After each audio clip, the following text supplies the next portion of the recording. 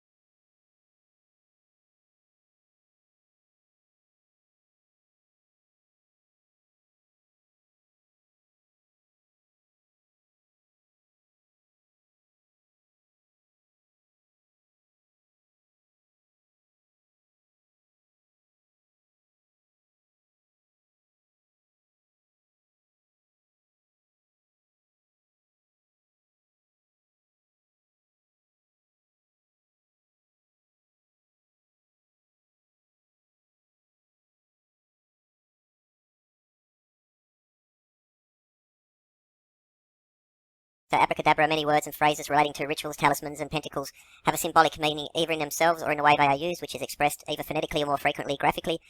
This word was in frequent use during the Middle Ages as a magical formula. It is derived from the Hebrew phrase Abrakadabra, meaning hurl your thunderbolt even unto death. It is usually inscribed inside an inverted triangle or was set out so that it formed a triangle. Thus, the Greek word also related to Abraxas, and some of the Gnostics, and I'll show you that, and I'll put the links in the description.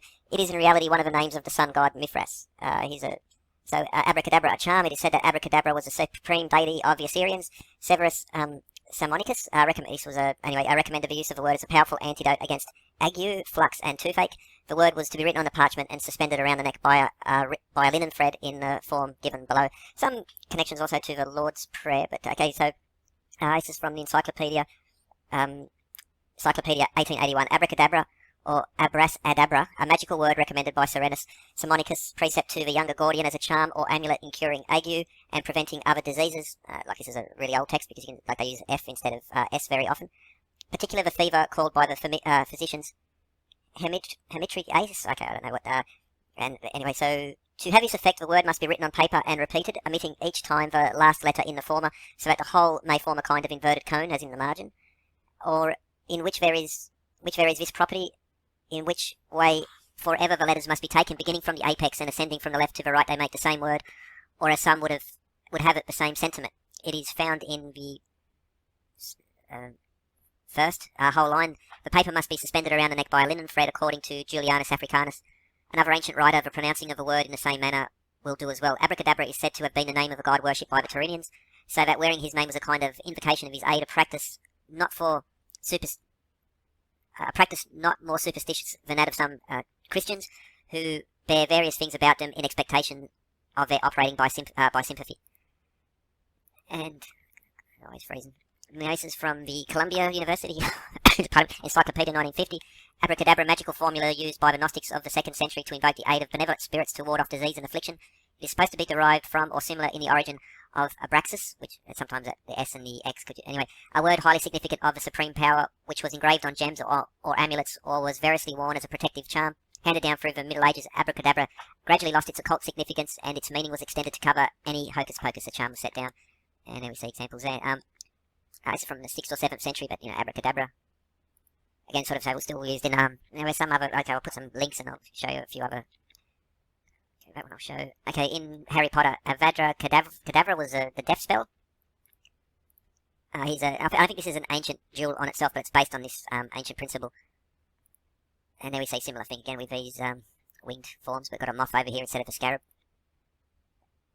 You can pause it if you want to have a look through that one, because there are links to the 7 heavenly bodies, Thoth, Hermes, and others. It's also, like in Hebrew, I will create as I will speak is one form of it. Okay, now, so I'll put, again, these links will be in the description. So back to the Roman Caracalla. Now, Caracalla's baths in Rome were 108 feet high, and it mentions this ancient medical text. Now, I'll use medical text in liberal sense.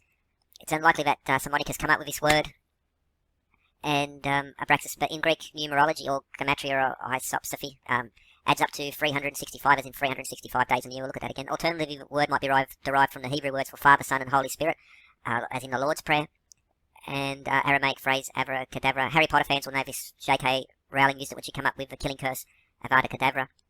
In an interview, she stated the original phrase meant "let the thing be destroyed," which would suit the cure theory well, as in kill the disease, I suppose, and destroy the sickness. Now, again, I'm just doing this on the fly, and so I don't like Wikipedia, but I'll put these links in the description, because from here we get to the Gnostics, and so we have Abraxas, and the magic papyri, which will connect to the Greek magic papyri, and that will connect to the Mithraic stories, and the 7-letter spelling its name may represent each of the classic 7 planets.